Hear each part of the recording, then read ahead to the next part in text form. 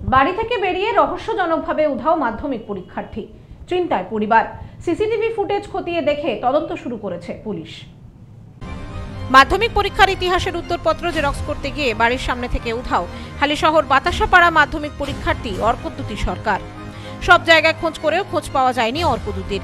বীজপুর থানার পুলিশ এবং হালিশহর থানার পুলিশ খোঁজ চালাচ্ছে বিভিন্ন জায়গায়।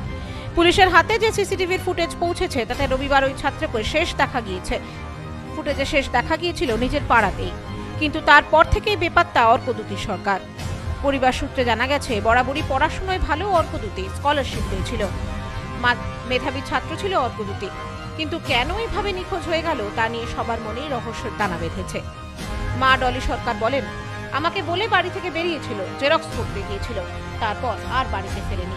ক্লাস 10-এ আমার ছেলে র্যাঙ্ক করা ছেলে, খুব ভালো রেজাল্ট করে আঁকাতে, সব কিছুতে আমার ছেলে। এই রবিবার দিনকে আমাকে বললো যে মা আমাকে 10 টাকা দাও, জেরক্স করব। জেরক্স করতে 10 টাকা দিয়েছি। আমি বললাম 10 টাকায় হবে? তুই 10 টাকায় হবে, তুই কিছু খাবি না, এবার 2টা পেজ করবো আর আমি কিছু খেয়ে নেব। ঠিক আছে। জেরক্স করে বাড়ির দিকে আর আসলো না। কোথায় যেতে পারে জানি না। থানায় সব খবর আছে, পুলিশ সব বাড়িতে এসেছে, ছেলে সব হয়েছে। পুলিশ তো খুঁজছে ছেলেটাকে, ভালো রেজাল্ট করে। তা আমার ছেলেটাকে মনে হচ্ছে কেউ আটকে রেখেছে, নাহলে ও পরীক্ষাটা বসতে, ভালো স্টুডেন্ট, পরীক্ষাটা বসতে পারলো না। আমার এটাই ইয়ে লাগছে। কি করে বলবো বুঝলে না, সেটা না, নাহলে ও কি করে কোথায় গেছে কি বুঝতেই পারছি না। তবে পরিবার পরিজনদের একটাই অভিযোগ, অর্কদ্যুতিকে কেউ আটকে রেখেছে যাতে পরীক্ষা না দিতে পারে। এ বিষয়ে ছাত্রের বাবা অমল সরকার বলেন, আমার ধারণা ছেলেকে কেউ বা কারা আটকে রেখেছে, না হলে ও বাড়িতে ফিরবে না, এমন হতে পারে না। সম্ভাব্য সমস্ত দিক খতিয়ে দেখে ঘটনার তদন্ত শুরু করেছে পুলিশ। একটা ছেলে একটা মেয়ে বড়, জেরক্স করতে গিয়ে তারপরে আর সে বাড়ির দিকে ফেরেনি, সাইকেল নিয়েই গেছে। আজকে রবিবার গেছে, সোমবার মঙ্গলবার 3 দিন হলো।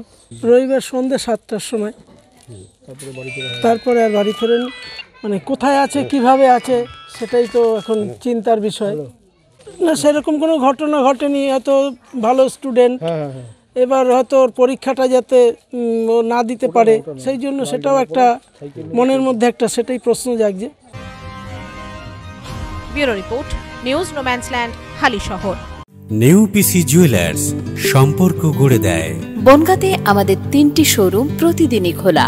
নিউ পিসি জুয়েলার্স, বনগাঁ বাটার মোড়। New PC jewellers branch, Kumudini স্কুলের বিপরীতে। New PC jewellers beauty, Motiganj, Hatkhola. আমাদের এখানে সোনা কিনুন পেপারের দামে।